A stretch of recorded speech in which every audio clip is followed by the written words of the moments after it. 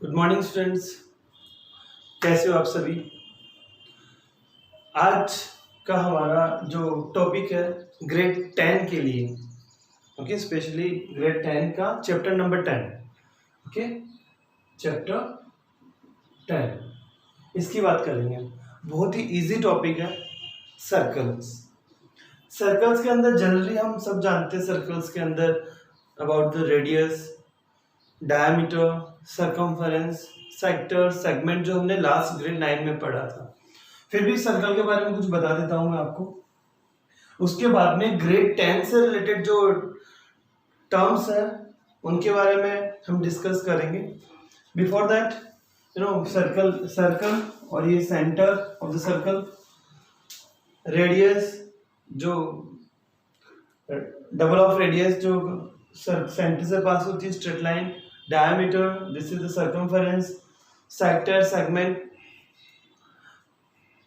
बात करते हैं अभी कि हमारे पास अभी दो टर्म्स यहाँ पे लिखी हुई है आपके सामने, सेगमेंट और tangent. Sorry, second and tangent, not segment, second and tangent. In second and tangent क्या फर्क होता है सेकेंड और टेंजेंट में? अच्छा, हम सर्कल की बात करें, ठीक है, ये सर्कल है और एक लाइन है जो सर्कल को से काफी दूर है, इंटरसेक्ट भी नहीं कर रही। इस लाइन को हम बोलेंगे non intersecting line in this case of circle. Okay, केवल अकेले लाइन को हम कभी ऐसे नहीं बोलते नॉन इंटरसेक्टिंग लाइन, बट जब सर्कल और लाइन दोनों साथ में है, उन दोनों को एक साथ देख के हम बोलेंगे this line is non intersecting line. Okay, अभी मैं ये बोलूं दिस लाइन, तो ये है इंटरसेक्टिंग लाइन, बट यहां पे एक कंडीशन और भी हो सकती थी। इस कंडीशन को हम बोलेंगे second, means second a line which intersecting circle at 2 points, a line which intersecting circle at 2 points, तो इस लाइन को हम बोलते हैं सेकेंड। अच्छा, नेक्स्ट की बात करें, अगर मैंने कोई ऐसी लाइन बनाई जो सर्कल से केवल एक ही पॉइंट पे टच हुई, this line we are calling tangent. ये है हमारा टेंजेंट और पूरा टॉपिक केवल इस पे बेस्ड है, टेंजेंट के ऊपर।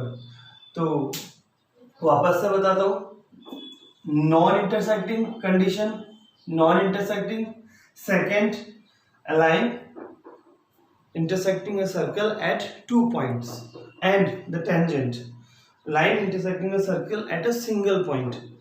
तो सिंगल पॉइंट पे अब आप ये सोच रहे हो कि अगर ये भी एक टेंजेंट हो सकती थी क्या, ये यहाँ पे सिंगल पॉइंट पे इंटरसेक्ट कर रही है, तो बता देता हूँ ये टेंजेंट नहीं होगी। क्यों नहीं होगी?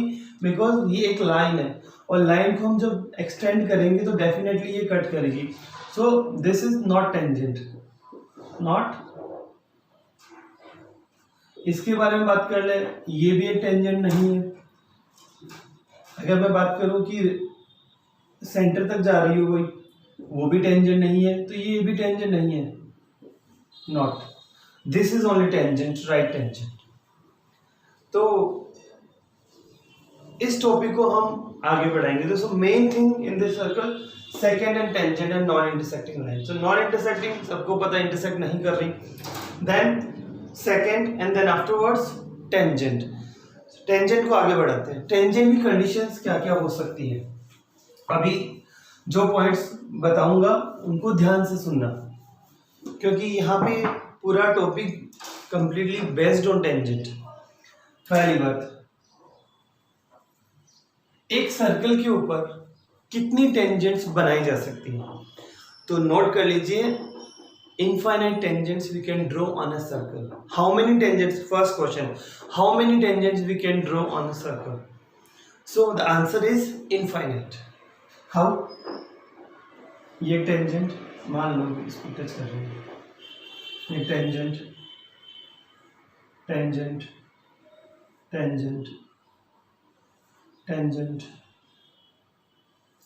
इस तरह से जब आप बनाते रहोगे हर एक पॉइंट पे, तो अगर हम ये बात करें कि how many points are there on the circumference of the circle, कि सर्कल की सर्कमफेरेंस पे कितने पॉइंट्स होते हैं, इनफाइनाइट पॉइंट्स होते हैं, तो इनफाइनाइट पॉइंट्स पे इनफाइनाइट टेंजेंट्स क्यों नहीं बनाई जा सकती? इसलिए the first question, how many tangents we can draw on the circle? The answer is infinite. Second question, third question and fourth question एक साथ समझाऊंगा क्या होता है इनके अंदर. Circle circle circle. पहला question, how many tangents we can draw on the circle from a point which is inside the circle. This P point inside the circle. This P point is on circumference of the circle. This P point is outside the circle. तो तीन condition आपके सामने कि अगर कोई point circle के अंदर है, सर्किल की सर्कमफेरेंस पे है और सर्किल के बाहर है, तो उनसे कितनी टेंजेंट बनाई जा सकती है उस पॉइंट से. मैं यहाँ पे बात कर रहा हूँ पॉइंट P की. तो उस पॉइंट P से हम कितनी टेंजेंट बना सकते हैं, इसको आप देखो, आप गैस करो पहले कि क्या हो सकता है. पहला पॉइंट जीरो टेंजेंट नहीं बन सकती. क्यों नहीं बन सकती? क्योंकि जैसे ही हम इससे कोई भी टेंजेंट बनाने की कोशिश करेंगे वो सेकंड ही बनेगी हमेशा. और मैंने पहले ही बताया था कि हम इस तरीके से टेंजेंट नहीं बना सकते, क्योंकि लाइन बनाते हैं हम और लाइन जब बनाएंगे तो वो दोनों साइड इनफाइनाइट तक जाएगी और इंटरसेक्ट करेगी. तो इससे जीरो टेंजेंट बनेगी, zero tangent. Second condition, circle अगर वो पॉइंट सर्कमफेरेंस पे है तो कितनी टेंजेंट बना सकते हैं? इसका आंसर है वन टेंजेंट. जी, one and only one tangent. Third question means fourth question है अपना. वैसे एक इससे पहले मैं बता चुका आपको. यहां से एक आउटसाइड पॉइंट से केवल और केवल दो टेंजेंट बनाई जा सकती है. तो सेकंड क्वेश्चन क्या होगा? अब अगर एग्जाम में क्वेश्चन आता है, how many tangents we can draw on the circle from a point which is inside the circle? Answer is zero. You note down question and write answer. You make your notes in this way, like question and answer. Then your topic will also clear. The next question, how many tangents we can draw on the circle from a point which is on the boundary of the circle or on the circumference of the circle? Then answer is one tangent. And the next fourth question, how many tangents we can draw on the circle from a point which is outside the circle? So two tangents.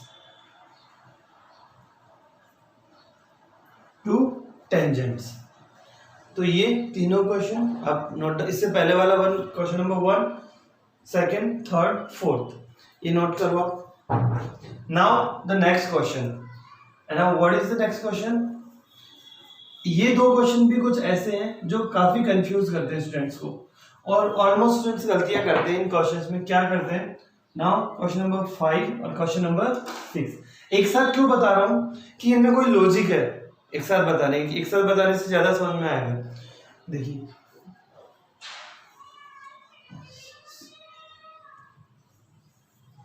Next question, fifth question, how many parallel tangents we can draw on the circle? तो कितनी parallel tangent बना सकते हैं? अब आप ये सोच रहे हो कि इनफाइनाइट पैरेलल टेंजेंट बना सकते हैं, तो बिल्कुल ही गलत सोच रहे हो आप, क्योंकि हम केवल और केवल दो पैरेलल टेंजेंट्स बना सकते हैं सर्कल पे. अच्छा, आपको ये सोच रहे नहीं दो कैसे बना सकते हैं? मैं तो इतने बना सकता हूँ, ये बना दी दो, तो ये भी दो और बना दी मैंने पैरेलल टेंजेंट्स. अगर कोई ये सोच रहा है तो उसका सॉल्यूशन कर दे रहा हूँ. अभी ये भी मैंने पैरेलल टेंजेंट बना दी, टच हो जा रहे. ठीक है, नेक्स्ट पैरेलल टेंजेंट, मतलब इनफाइनाइट पैरेलल टेंजेंट बना सकता हूँ. तो दो कैसे? आंसर 2 कैसे हुआ? इसका आंसर 2 हुआ. मैं बोल रहा हूँ 2 होता है, इसका आंसर इनफाइनाइट होता है.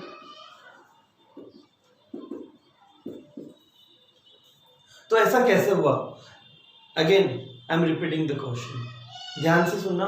How many parallel tangents we can draw on the circle? इसके अलावा कोई पैरेलल टेंजेंट हो सकती है? ऐसे बन सकती है? नहीं बन सकती. क्यों नहीं बन सकती? हमने क्वेश्चन पे ध्यान नहीं दिया आपने कि how many parallel tangents we can draw on the circle. तो कितनी पैरेलल? दो ही पैरेलल बन सकती है. अगर मैं ऐसे भी बनाऊंगा तो भी वो दो ही पैरेलल होंगी. अगर मैं इस तरीके से बनाऊंगा तो भी वो 2 ही पैरेलल टेंजेंट्स होगी। अच्छा, इसका आंसर अलग, ये क्वेश्चन ही अलग है। How many pair of parallel tangents we can draw in this, कितने पेयर बनाए जा सकते हैं पैरेलल टेंजेंट्स के, उसका आंसर इनफाइनाइट होगा, करेक्ट है। लेकिन कितनी पैरेलल टेंजेंट्स बनाई जा सकती है, वो 2 ही बन सकती है। अगर आप ऐसा बनाओगे तो भी 2 बनेगी, वर्टिकली बनाओगे, हॉरिजॉन्टली बनाओगे, इंक्लाइन डिक्लाइन कैसे भी बना के देख लो, 2 ही पैरेलल टेंजेंट बनेगी। बट हम बात करें कि कितने पेयर ऑफ पैरेलल टेंजेंट्स बनाए जा सकते हैं, तो वो है infinite pair of parallel tangents हम बना सकते हैं। तो आप इसको नोट करो और एज ए क्वेश्चन आप इसको नोट करो। हमने 6 क्वेश्चंस के बारे में डिस्कस किया। अब कुछ टर्म्स और जो सर्किल के बारे में, उनके बारे में डिस्कस कर लेते हैं। कि एक कंडीशन ये है कि अगर टेंजेंट एक पॉइंट पे टच करती है सर्किल को, तो इस पॉइंट को क्या बोला जाता है? इसको कुछ बुक्स में आप देखोगे तो उसको टेंजेंट पॉइंट भी बोला जाता है, लेकिन एनसीईआरटी बुक में इसको यूज किया होता है पॉइंट ऑफ कांटेक्ट। तो हम भी इसको as a point of contact use करेंगे, point where this line intersecting tangent intersecting the circle. एक ही पॉइंट होता है, टेंजेंट एक पॉइंट पे इंटरसेक्ट करती है, इसलिए उस पॉइंट को हम बोलते हैं टेंजेंट पॉइंट या पॉइंट ऑफ कांटेक्ट। इसके साथ में एक टर्म्स और है कि जो हमें आगे बहुत सारे क्वेश्चन में यूज लेनी है, बहुत इंपॉर्टेंट है कि पॉइंट ऑफ कांटेक्ट के ऊपर रेडियस और टेंजेंट हमेशा परपेंडिकुलर होते हैं। पॉइंट ऑफ कांटेक्ट के ऊपर tangent and radius always perpendicular. अब क्यों होती है, इसका क्या लॉजिक है कि ये परपेंडिकुलर ही होगी, रेडियस और tangent at A point of contact. ये नहीं है कि मैंने रेडियस यहाँ पे बनाई, टेंजेंट यहाँ पे, तो ये 90 डिग्री का एंगल होगा, नो। जिस पॉइंट पे रेडियस जाके सर्कमफ्रेंस में मिल रही है, उसके ऊपर अगर हम टेंजेंट बनाते हैं उस पॉइंट के ऊपर, तो वहां पे जो एंगल बनता है दोनों के बीच में, वो 90 डिग्री का एंगल होगा। अब ऐसा क्यों होता है, इसको मैं एक्सप्लेन कर रहा हूँ। पहले ये नोट कर लो, point of contact, where tangent and circle are intersect each other, that point we will call point of contact। अब देखना कि परपेंडिकुलर क्यों होते हैं, उसका रीजन समझने की कोशिश करना, ठीक है। कोशिश करोगे तो समझ में आएगा ये। Try to understand. Now see, ये मैंने एक रेडियस बना दी। अभी मैं नहीं बता रहा कि एंगल 90 डिग्री का, मैं नहीं बोल रहा। मैंने यहाँ पे इसको ए पॉइंट लिखा, ये बी पॉइंट, सी पॉइंट, ये डी पॉइंट, और ये इसको मैंने बोल दिया, चलो पी पॉइंट बोल दिया, कोई दिक्कत नहीं।